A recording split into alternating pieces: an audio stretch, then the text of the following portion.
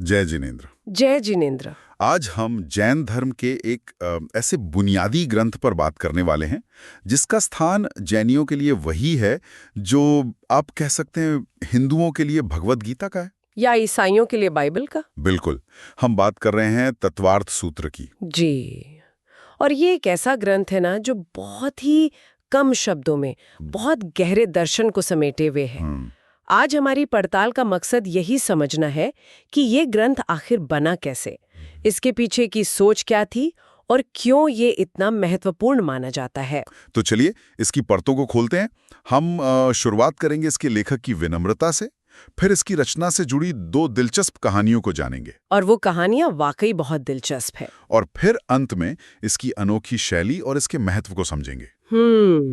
तो सबसे पहली और जो मुझे सबसे दिलचस्प बात लगती है वो ये है कि इस ग्रंथ के मूल लेखक ने अपना नाम इससे जोड़ा ही नहीं। पुराने आचार्य ऐसा क्यों करते थे? देखिए, इसके पीछे एक बहुत गहरी सोच है।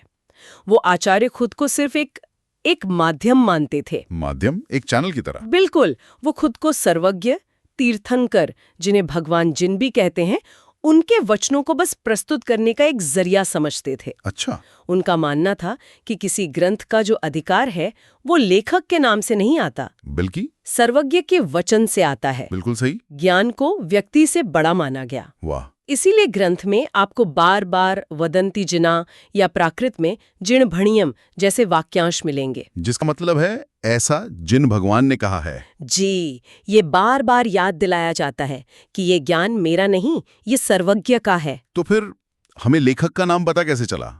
ये खोज कैसे हुई? ये बाद में हुआ। जो बाद के आचार्य हुए ना, उन्होंने अपनी टीकाओं में, अपने ग्रंथों में इसका जिक्र किया। अच्छा। और कई शिलालेखों से भी सबूत मिले। तो इन सब सुरागों को जोड़कर ये बात स्थापित हुई कि इसके रचयिता आचार्य गृद्धपिच थे। आचार्य गृद्धपिच, जिन्हें हम आज आचार्य उमास्वामी या उमास्वाती के नाम से ज्यादा जानते हैं। और दिगंबर परंपरा के अनुसार वो शायद आचार्य कुंद के सीधे शिष्य थे। और उनका समय पहली शताब्दी ईस्वी के आसपास का माना जाता है। और यहाँ से ये और भी दिलचस्प हो जाता है क्योंकि इस ग्रंथ के बनने के पीछे एक नहीं बल्कि दो अलग अलग कहानियां मिलते हैं। हाँ, और दोनों ही कहानियां अपने आप में बहुत कुछ सिखाती हैं। पहली कहानी के अनुसार एक भव्य आत्मा थी, एक ऐसी आत्मा जिसमें मोक्ष पाने की क्षमता थी। उसने अपने घर की दीवार पर एक सूत्र लिखा, दर्शन ज्ञानाचारित्राणि मोक्ष मार्गः, जिसका मतलब हुआ दर्शन, ज्ञान और चरित्र ही मोक्ष का मार्ग है। सही। अब हुआ ये कि कुछ दिनों के लिए उस व्यक्ति को बाहर जाना पड़ा। उसकी गैर मौजूदगी में आचार्य उमास्वामी भिक्षा के लिए उसके घर आए। अच्छा। उन्होंने दीवार पर वो सूत्र लिखा देखा और बस उसके आगे एक शब्द जोड़ दिया। क्या? सम्यक। सिर्फ एक शब्द? सम्यक यानी सही या उचित? जी, बस एक शब्द। और जब वो व्यक्ति वापस आया और उसने ये सुधार देखा तो वो हैरान रह गया। जाहिर है उसे एहसास हुआ कि इतना सटीक सुधार तो कोई परम ज्ञानी आत्मा ही कर सकती है। उसने आचार्य को खोजा और उनसे भव्य आत्माओं के मार्गदर्शन के लिए एक पूरा ग्रंथ लिखने का अनुरोध किया। और उसी अनुरोध पर तत्वार्थ सूत्र की रचना हुई। जी। वाह, एक शब्द के सुधार से इतना बड़ा ग्रंथ बन गया। और दूसरी कहानी क्या है? दूसरी कहानी एक संवाद है, एक सीधी बातचीत। द्वैयाक नाम का एक व्यक्ति आचार्य के पास गया और एक बहुत सीधा सवाल पूछा, आत्मा के लिए हितकारी क्या है? क्या हितकारी है? आचार्य ने एक शब्द में जवाब दिया, मोक्ष। एकदम सीधा साफ जवाब। जी। फिर उस व्यक्ति ने पूछा कि मोक्ष की प्रकृति क्या है और उसे पाने का साधन क्या है। तब आचार्य ने समझाया कि ये सम्यक दर्शन, सम्यक ज्ञान और सम्यक चारित्र। हाँ, उन्होंने ये भी साफ किया कि कुछ लोग सिर्फ ज्ञान को रास्ता मान लेते हैं, कुछ सिर्फ श्रद्धा को और कुछ सिर्फ आचरण को। संतुलन जरूरी है। बिल्कुल।